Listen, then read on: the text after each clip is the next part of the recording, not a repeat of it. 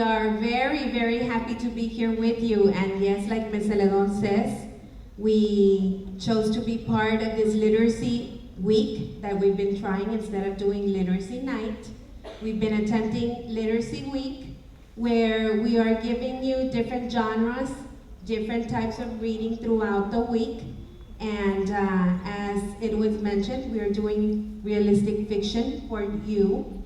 And why are we doing this? We are dressing up to become part of the characters. When you read, you have to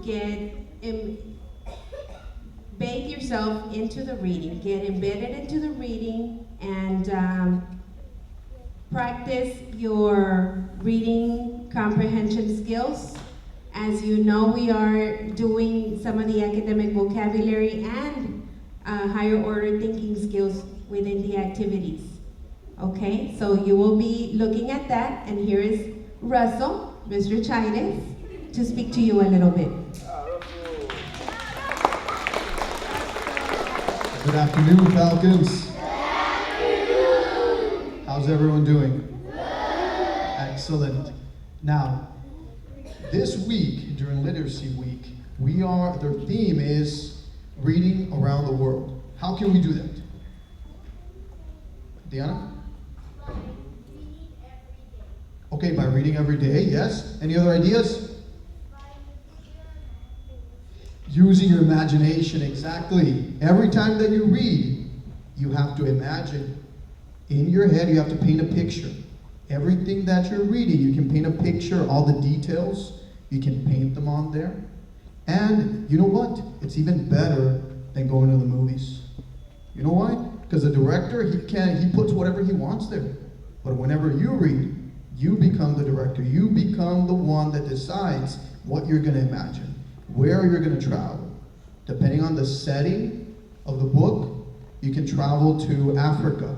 You can travel to South America, to Europe, to China, to Japan, where Antarctica, yes, wherever you want to go, you can travel by reading. Yes, and the ocean as well, by reading from the story, imagining. And that's something that's very, very important. We have to think about what we're reading, and we have to imagine. Use your imagination and paint those pictures that we're going to need.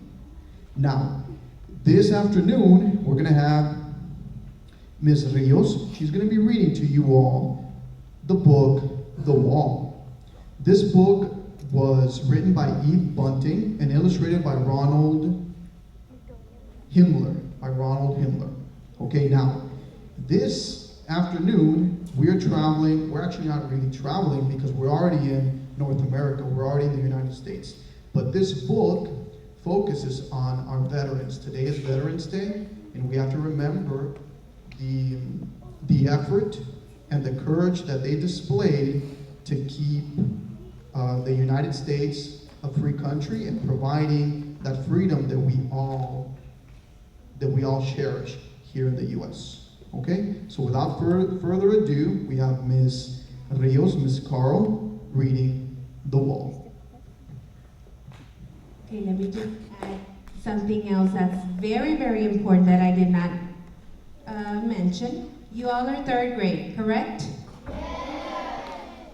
You need to develop those reading strategies also for what? What are we taking at the end of the year? Soccer. The what?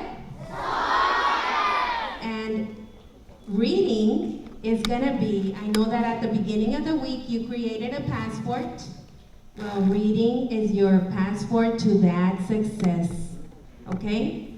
So we're doing all of these activities because we want you to be very successful at the end of the year as well. All right?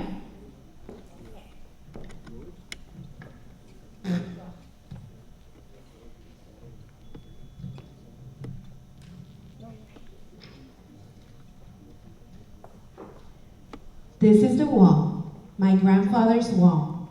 On it are the names of those killed in war long ago. Where's Grandpa's name? I asked. We have to find it, Dad says. He and I have come a long way for this, and we walk slowly, searching. The wall is black and shiny as a mirror. In it, I can see Dad and me. I can see the bare trees behind us and the dark, flying clouds. A man in a wheelchair stares at the names. He doesn't have legs. I'm looking and he sees me looking and smiles. Hi, son. Hi. His hat is a soft squash green and there are medals on it. His pant legs are folded back and his shirt is a soldier's shirt. Who do you think this man is? Why do you think he has no legs? He was wounded in war, probably, right?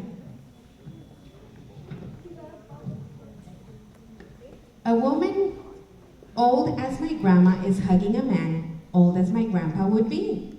They're both crying. Shh, he whispers. Shh.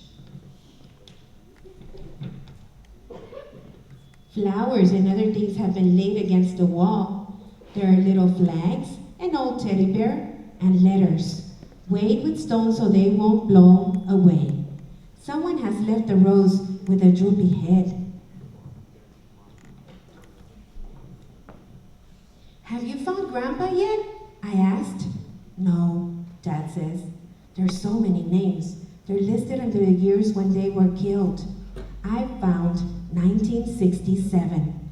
That's when my grandpa died. Dad runs his fingers along the row of print, and I do too. The letters march side by side like rows of soldiers. They're nice and even. It's better printing than I can do. The wall is warm. Dad is searching and searching. Albert A. Jensen, Charles Bronowski, George Munoz, he mutters. His fingers stop moving. Here he is. My grandpa, I asked. Dad nods. Your grandpa. His voice blurs. My dad. He was just my age when he was killed. Dad's rubbing the name, rubbing and rubbing, as if he wants to wipe it away. Maybe he just wants to remember the day the way it feels. He lifts me so I can touch it too. We brought paper. Dad puts it over the letters and rubs on it with a pencil so the paper goes dark and the letters show up white. You've got parts of other guys' names on there too, I tell him. Dad looks at the paper. Your grandpa won't mind. They're probably friends of his anyways, I say. Dad nods. Maybe so. A man and a boy walk past. Can we go to the river now, Grandpa? The boy asks. Yes. The man takes the boy's hand. But button your jacket. It's cold. The way that it is now, right? My dad stands very still with his head bent. A bunch of big girls in school uniforms come down the path. Their teacher is with them. They're all carrying more of those little flags. Is that the wall for the dead soldiers, Miss Gerber? One of them asks in a loud voice. The names are the names of the dead, but the wall is for all of us, the teacher says.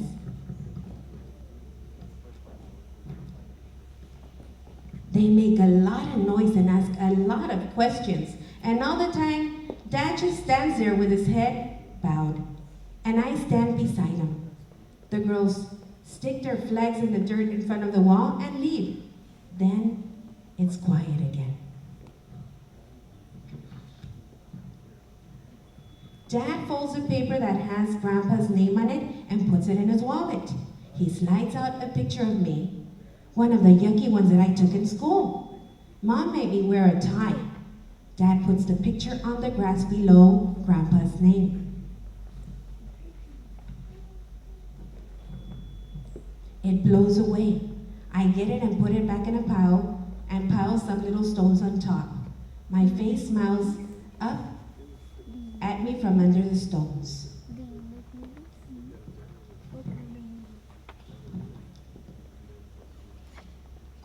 won't know who I am, I tell Dad. I think he will, Dad says. I move closer to him. It's sad here. He puts his head on my shoulder. I know, but it's a place of honor. I'm proud that your grandfather's name is on this wall. I am too.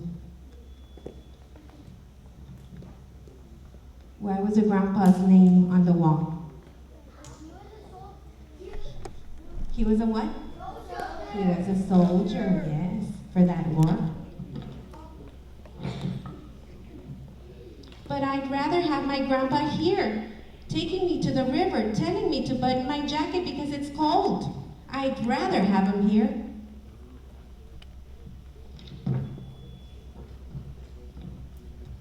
And there's a little note after the story. The Vietnam Veterans Memorial honors the men and women of the armed forces of the United States who served in the Vietnam War. On it are listed the names of those who gave their lives and those missing in action. The memorial is located in Washington, D.C. On the long black wall are more than 58,000 names. That's a lot of people there, right? Who have served the country for our freedom. On this day, Veterans Day, we set aside time to honor the men and women of armed forces